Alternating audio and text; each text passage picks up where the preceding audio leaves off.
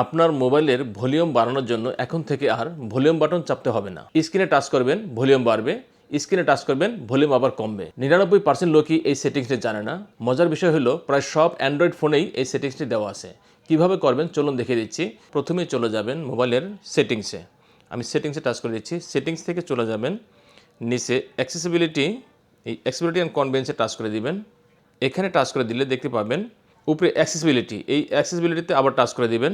এখানে টাচ করে দিলে দেখতে পাবেন এখানে অ্যাক্সেসিবিলিটি মেনু, এই অ্যাক্সেসিবিলিটি মেনুতে টাচ করে দিবেন। এখানে টাচ করে দেখতে পাবেন শর্টকাট এটি অফ করা আছে, এটিকে আপনি অন করে দিবেন। এটিকে অন করে দিলে এখানে দেখতে পাবেন অ্যালো বাটন চাচ্ছে, এই অ্যালোতে টাচ করে দিবেন। অ্যালোতে টাচ করে দিলে এখানে অ্যাক্সেসিবিলিটি বাটনে টাচ করে দিবেন। এরপর নিচে দেখা পাচ্ছেন ওকে, এই ওকেতে টাচ করে দিবেন। ওকেতে টাচ করে দিলে ঠিক এমন একটি যে সবুজ বর্ণের একটি বাটন আপনার মোবাইলে দেখতে পাবেন। এটি যখন চালু হয়ে যাবে তখন সেখান থেকে ব্যাকে যাবেন।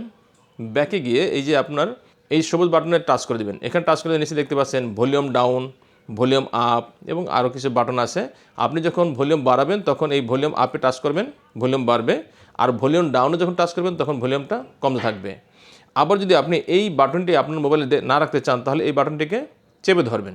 নিচে দেখতে পাচ্ছেন চেপে ধরলে একটি ক্রস আইকন আসবে, এই ক্রস আইকন নিয়ে যাবেন, তাহলে এটি আপনার মোবাইল থেকে চলে যাবে।